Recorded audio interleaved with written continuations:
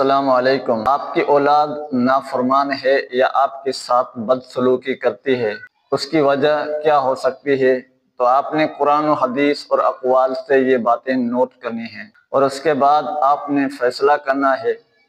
پہلے قرآن کی اس آیت پر غور کریں، وَقَضَىٰ رَبُّكَ أَلَّا تَعْبُدُوا إِلَّا إِيَّاهُ وَبِالْوَالِدَيْنِ إِحْسَانًا، اور تمہارے رب نے فیصلہ کر دیا ہے کہ تم اس کے سوا کسی کی عبادت نہ کرو اور والدین کے ساتھ حسن سلوک کرو۔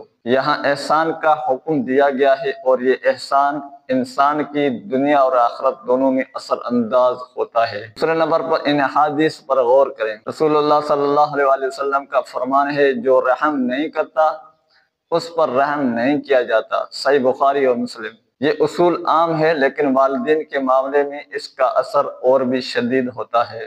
دوسری حدیث ہے، اپنے والدین کے ساتھ نیکی کرو، تمہاری اولاد تمہارے ساتھ نیکی کرے گی۔ مسند احمد کی حدیث ہے، جیسا سلوک والدین کے ساتھ کرو گے ویسا ہی تمہارے ساتھ تمہاری اولاد کرے گی۔ یہ حدیث عمل کے بدلے عمل کے ساتھ تعبیر ہے۔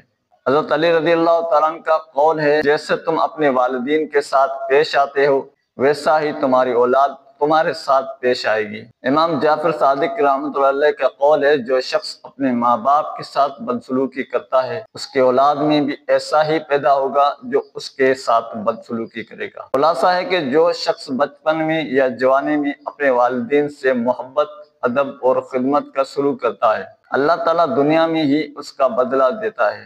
ایسے شخص کی اولاد بھی اس کے ساتھ ویسا ہی سلوک کرتی ہے۔ جیسا کرو گے ویسا بھرو گے، یہ اسلامی تعلیمات میں نہایت مضبوط اصول ہے۔ اب آپ کی مرضی ہے کہ اگر آپ چاہتے ہیں کہ آپ کی اولاد بھی آپ کی فرمان بردار بنے تو اپنے والدین کی فرمان برداری کرو، اور اگر آپ چاہتے ہیں کہ آپ کی اولاد بھی آپ کی نافرمان بنے تو اپنے والدین کی نافرمانی کرو۔ فیصلہ آپ کے ہاتھ میں ہے۔ اللہ تعالیٰ ہمیں اپنے والدین کے ساتھ اچھا سلوک کرنے کی توفیق عطا فرمائے۔